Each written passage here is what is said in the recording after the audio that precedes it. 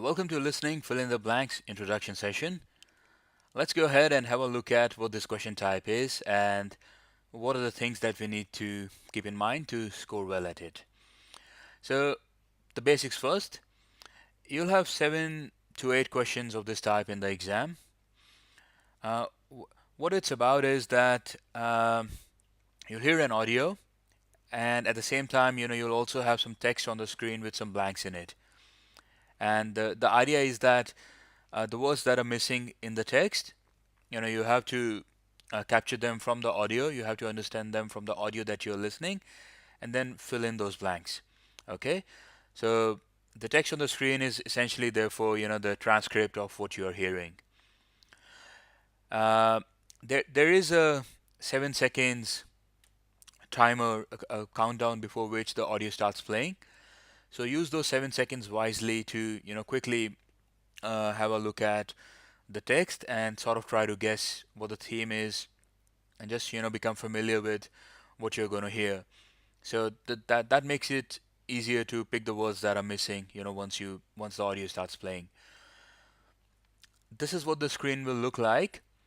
So at the top, the audio will play in the box, and there will be a 7 seconds countdown timer before which the audio will play. So use those 7 seconds to quickly become familiar with the text that's there. So for example, quickly read Carol Phillips is a major.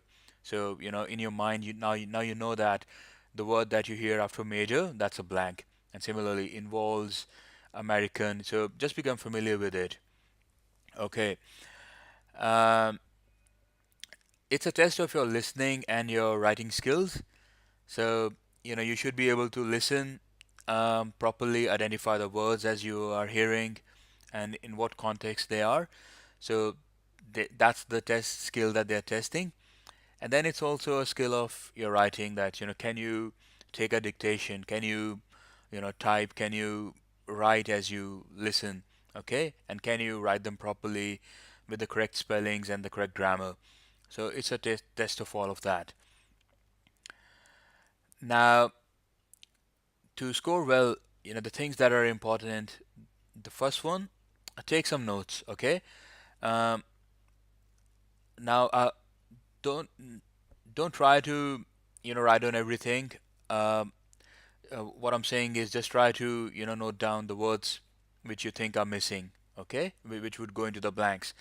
And if it is a long word, then you don't have to write the whole word. You can only write maybe the first few seconds, sorry, first few letters. That would help you remember. Or you can abbreviate the word in a way that just helps you remember when you come back to fill in the blanks. So, for example, if it is remember, you can maybe just write REM, okay, or you can write RMBR, anything that helps you remember that particular word. So that's very important.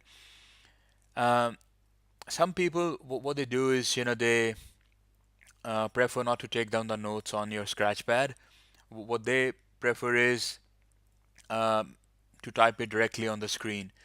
So whichever way you do, you know, once you practice, once you do a number of these practice questions, you will identify which approach is best for you. Okay, whether you should note it down on your a notepad booklet that they give you in the exam, or uh, should you type it directly into the screen.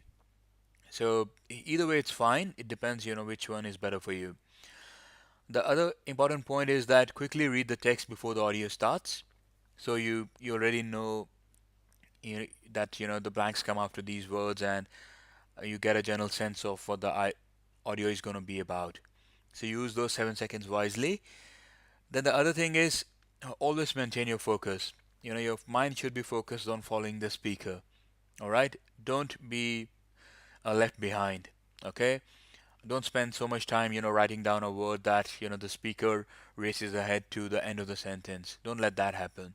That's why I said that when you are taking notes and writing down the words, just write down enough, a couple of letters, or just enough that helps you remember. All right, and then follow along with the speaker. So once you've done that and the audio has ended, then you'll come back and you'll type it in the blanks.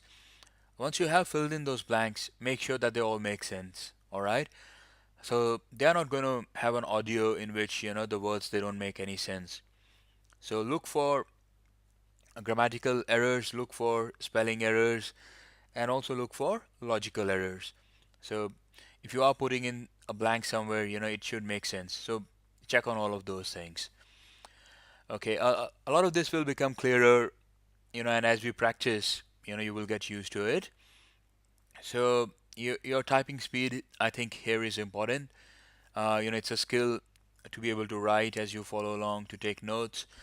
So practice that every day.